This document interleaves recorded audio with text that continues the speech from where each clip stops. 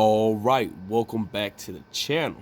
So, Dmitry Bivol has shocked the entire boxing world with one of the biggest upsets in boxing right now, beating the undisputed champion at 168, four-division champion Saul Canelo Alvarez has taken a loss in dominated fashion against Dmitry Bivol.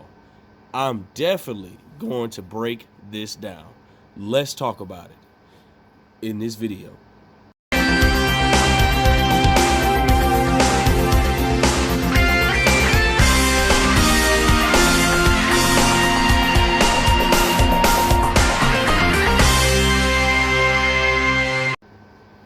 King Jr. got another video for y'all. Please sure that you like and subscribe to the channel, and also share the video to get all your latest boxing news. With that being said, Canelo Alvarez has lost very convincingly tonight against Dmitry Bivol. I thought the fight, in my opinion, was 10 rounds to 3. Bivol had a game plan and he stuck to the game plan. I didn't study Dmitry Bivol like I thought I studied Dmitry Bivol. I did made a couple videos about Dmitry Bivol on why I think he would lose, and I was absolutely wrong.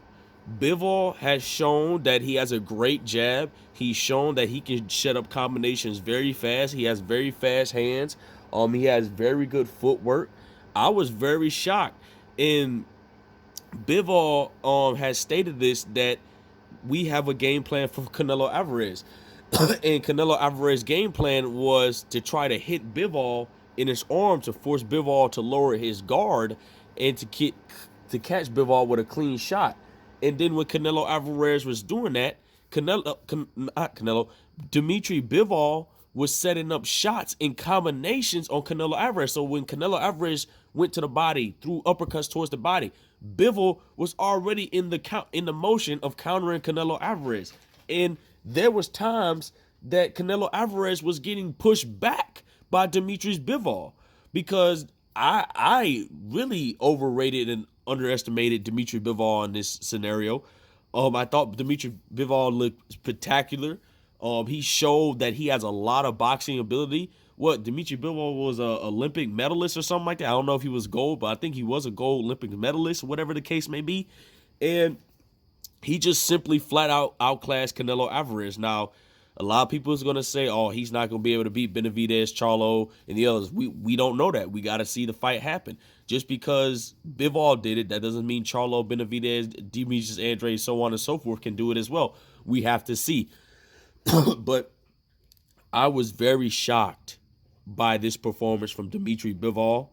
What is next for Dmitry Bivol? I want to see him get the winner between Arthur Beterbiev and Joe Smith Jr. Now, we seen him when he fought Joe Smith Jr. He clearly outclassed Joe Smith Jr. off the rip.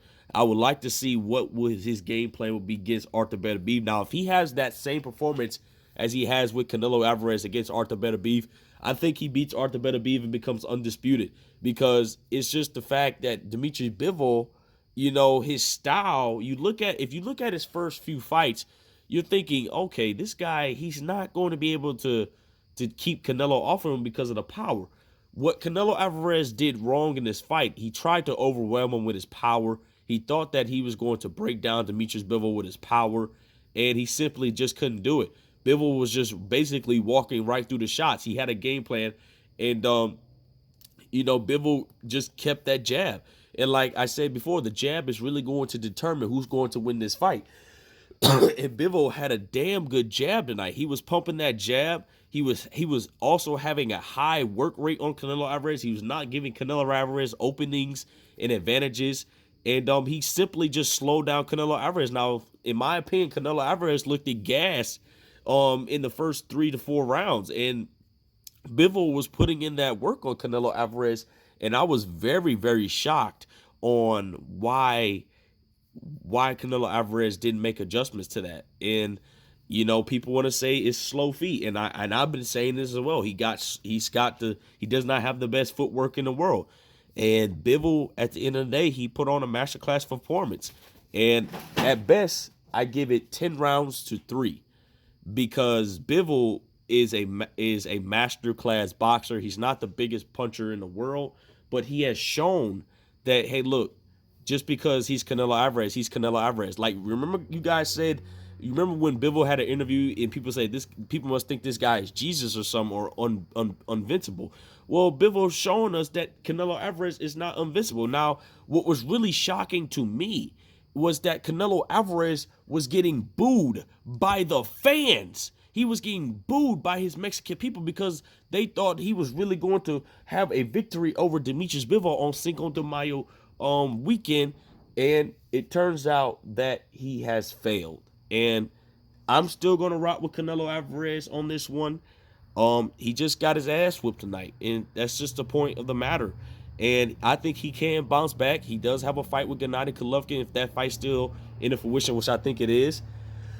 And this has made a huge statement for Dmitry Bivol. He's like, look, just because you're Canelo Alvarez, that doesn't mean that you're going to take over this 175 division, not on my watch. And he simply did that. Dmitry Bivol, shout out to you, man. I give you all the props in the world. Now we can say that Mayweather isn't the only one that beat Canelo Alvarez. And Dmitry Bivol has opened up a pathway for a lot of the boxers that can have a game plan to beat Canelo Alvarez that way. Now, I don't know if these boxers have the dedication like Dmitry Bivol to come in with a game plan and stick to the game plan and listen to his coach or whatever the case may be. But I feel like that these guys need to follow the Mayweather game plan or the Dmitry Bivol game plan. So now Mayweather cannot be the only one to say, oh, I'm the only one to beat Canelo Alvarez. No, Dmitry Bivol beat Canelo Alvarez. And I'm going to be recognizing Dmitry Bivol a lot. I'm going to check Dmitry Bivol more out. I wouldn't be surprised if Dmitry Bivol beats Artur Beterbiev because of the boxing skills. Now, Artur Beterbiev is proven that he's a much dangerous puncher, and he will consistently be on you. And I'm really curious on how is Dmitry Bivol going to obtain the obstruction walking forward power of Artur Beterbiev, and we're going to see. And a lot of people feel like that David Benavidez was going to be the one to beat Canelo Alvarez. Now, here's my take on the whole situation on that scenario, and I'm going to get on out of here. I think that David Benavidez, if he has the right game plan, if he shows that he has a little bit of boxing ability and he uses his defense and pop that jab out there, set up combinations just the way as Dmitry Bivol did, I think he would stop Canelo Alvarez and slow Canelo Alvarez down. It would be a stretch to say he would stop him, but David Benavidez has proven that he can accumulate punching power and show the hand speed to overwhelm you and stop you. And I wouldn't be surprised if David Benavidez and some of these other cats beat Canelo Alvarez in convincingly fashion. So that's just my take on the whole situation. So with that being said, Dmitry Bivol dominates Canelo Alvarez in a lopsided blowout. And hopefully the undisputed champ can bounce back from this. It's just point of the matter is that he just got his ass whipped tonight, and these typical boxing fans, no, these casual boxing fans, is going to say Canelo Alvarez won his fight. He was robbed. No, he was not robbed. Dmitry Bivol put in that work, and he beat Canelo Alvarez convincingly. So, with that being said, guys, and also they're not Canelo fans because they're just going to make up every single excuse for Canelo Alvarez. And Canelo Alvarez, you know, he did have the press conference say he's just too big, and I will let him pass with that excuse. Dmitry Bivol was the bigger man in the fight, but you know, at the end of the day, you just lost. So, with that being said, guys, it is what it is. Make sure you like, subscribe, and comment. This is your boy King Jr. I'm out of here. Peace.